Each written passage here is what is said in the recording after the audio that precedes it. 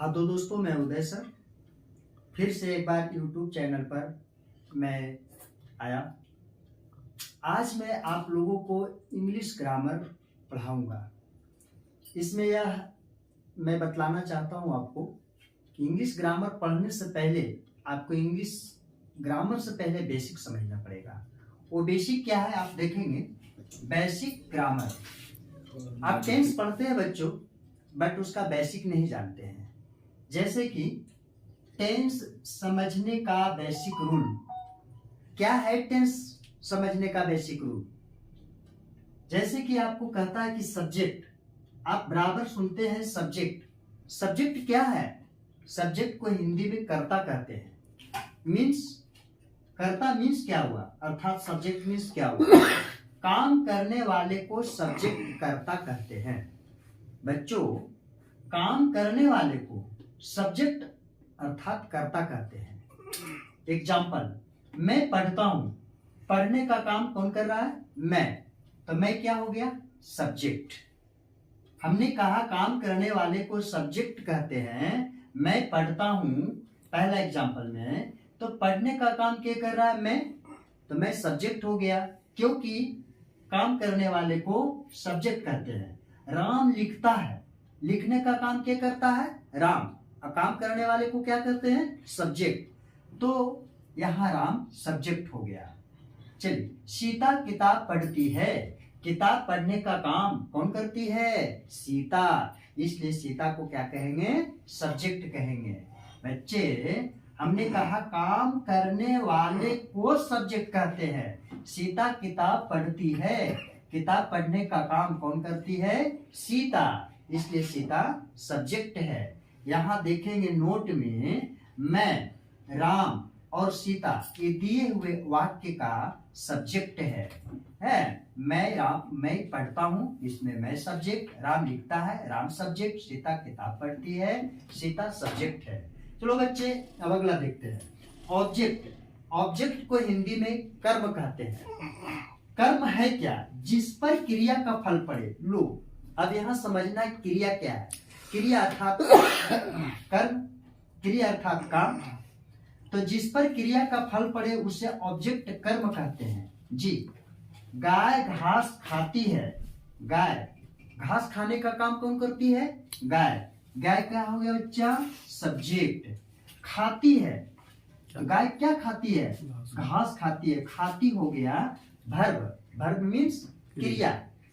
गाय काम करती है खाने का, इसलिए खाती है क्रिया। क्या खाती है? घास, क्योंकि खाने का फल किस पर पड़ रहा है? घास पर। इसलिए घास क्या हो गया? ऑब्जेक्ट हो गया। गाय क्या हो गया? सब्जेक्ट हो गया। खाती क्या हो गया? वर्ब हो गया। तो यहाँ हम देखेंगे कि घास, घास क्या हो गया? ऑब्जेक्ट। राम किताब पढ़ता है, तो राम सब्जेक्ट हो गया। क्यों? क्योंकि काम करने वाले को सब्जेक्ट कहते हैं। किताब पढ़ने का काम कौन कर रहा है? राम। तो राम सब्जेक्ट है। राम पढ़ता है, पढ़ता अर्थात काम, काम को अंग्रेजी में वर्ब। तो पढ़ता है वर्ब, और क्या पढ़ता है? किताब। तो किताब ऑब्जेक्ट हो गया। जिस पर क्रिया का, पढ़ने का फल किस पर पड़ रहा है? किताब पर, इसलिए किताब क्या हो गया? ऑब्जेक्ट हो गया। तीसरा एग्जाम्पल है, मैं रोटी खा रहा हूं। रोटी खाने का काम क्या कर रहा है? मैं। तो मैं क्या हो गया? सब्जेक्ट। खा रहा हूं एक काम हो गया, जिसको हम कहते हैं वर्ब। क्या खा रहा हूं? रोटी। तो रोटी को हम कहते हैं ऑब्जेक्ट। इसमें चुनना था ऑब्जेक्ट कौन है, तो रोटी ऑब्जेक्ट हो गया। नोट में यहां देखेंगे, घास, किताब और रोटी। घास, किताब, रोटी ऑब्जेक्ट है। हाँ तो बच्चे, चलते हैं वर्ब। वर्ब मीन्स होता है क्रिया, और क्रिया मीन्स होता है काम। समझ में आई बात? वर्ब VERB, वर्ब की हिंदी होता है क्रिया, और क्रिया का मतलब क्या होता है? काम। तो वर्ब किसे कहते हैं? आपसे पूछ दे प्रश्न की वर्ब क्या है, तो अंग्रेजी में नहीं पढ़ना है, क्योंकि हमको अंग्रेज होना नहीं है, हमें अंग्रेजी को समझना है। इसलिए वर्ब की हिंदी क्रिया, और क्रिया मीन्स होता है किसी भी काम को करना या होना समझा जाए उसे वर्ब क्रिया कहते हैं। क्या समझे? किसी भी काम को करना या होना समझा जाए उसे वर्ब क्रिया कहते हैं। जैसे पढ़ना, खाना, पीना, जाना, हंसना, रोना, आना, जितना में ना लगा रहे सब के सब क्या होगा बच्चे? वर्ब होगा।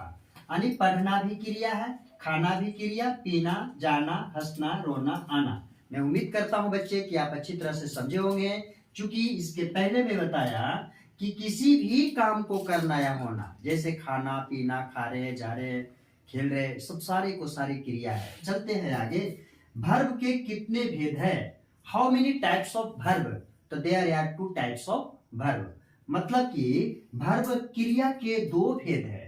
एक का नाम है ट्रांसिटिव वर्ब, सकर्मक क्रिया, और दूसरा का नाम है इंट्रांसिटिव वर्ब, अकर्मक क्रिया। तो पहले जान लेना चाहिए ट्रांसिटिव वर्ब, सकर्मक क्रिया क्या है। जिस क्रिया का फल कर्ता और कर्म, जी बच्चों इसके पहले मैं बता चुका हूं, कर्ता और कर्म अर्थात सब्जेक्ट और ऑब्जेक्ट दोनों पर पड़े किसका फल? क्रिया। क्रिया मीन्स काम, काम का फल कर्ता और कर्म दोनों पर पड़े तो उसे ट्रांसिटिव वर्ब, सकर्मक क्रिया कहते हैं। जी हाँ, कैसे? जैसे में हम देखते हैं, मैं कुत्ते को पीटता हूं। पीटने का काम क्या कर रहा है? मैं। तो मैं सब्जेक्ट हो गया, चूंकि मैं पढ़ा चुका हूं, काम करने वाले को सब्जेक्ट कहते हैं। कुत्ते को पीटने का काम मैं सब्जेक्ट हो गया। पीटता हूं काम है, वर्ब हो गया। किसको पीटता हूं? ये सब्जेक्ट और वर्ब जो है फल किस पर पड़ रहा है? कुत्ते को। बेचारे चोट किसको लग रहा है? कुत्ते को। इसलिए कुत्ते क्या हो गया यहाँ? ऑब्जेक्ट। परंतु ये पूरे वाक्य को क्या कहेंगे? ट्रांसिटिव वर्ब, सकर्मक क्रिया का वाक्य कहेंगे। दूसरा एग्जाम्पल है, राम गधे को पीटता है। राम भी थकेगा पीटने में और गधे भी पीटेगा। इसका मतलब है कि राम जो काम कर रहा है वो गधे पर भी फल पड़ेगा और राम भी थकेगा। अर्थात जिस क्रिया का फल कर्ता और कर्म दोनों पर पड़े तो वैसे वाक्य को हम ट्रांसिटिव वर्ब, सकर्मक क्रिया कहते हैं। मैं उम्मीद करता हूं बच्चों आप समझे होंगे। आगे है इंट्रांसिटिव वर्ब, अकर्मक क्रिया। जी, क्रिया का दूसरा भेद है जिस क्रिया का फल केवल कर्ता पर पड़े, मतलब कि केवल सब्जेक्ट पर पड़े तो उसे इंट्रांसिटिव वर्ब, अकर्मक क्रिया कहते हैं। जैसे मैं दौड़ता हूं, बच्चे मैं दौड़ता हूं तो थकेगा कौन? मैं। तो केवल मैं पर अर्थात सब्जेक्ट यानी क्रिया पर जो फल पड़ता है वह क्या है? इंट्रांसिटिव वर्ब का वाक्य है। मैं दौड़ता हूं, पूछे आपसे किसका वाक्य है? तो वर्ब के दूसरा रूप इंट्रांसिटिव वर्ब का है। सीता टहलती है। जी, टहलती है, टहलते टहलते थकेगी के? सीता। तो टहलने का फल सीता अर्थात सब्जेक्ट पर पड़ेगा, इसलिए यह इंट्रांसिटिव वर्ब का वाक्य है। आप खेल रहे हैं। जी, खेल रहे हैं तो क्या खेल रहे हैं? आप। तो आप क्या हो गया? आप हो गया सब्जेक्ट। अब जो काम हो रहा है जिस पर यानी केवल क्रिया का फल कर्ता पर पड़े तो खेल रहा है आप, तो खेलने का फल सिर्फ सब्जेक्ट आप पर पड़ रहा है, इसलिए इसे वाक्य को ट्रांसिटिव वर्ब कहते हैं। बच्चों इसके बाद अगले वीडियो में मैं समझाऊंगा।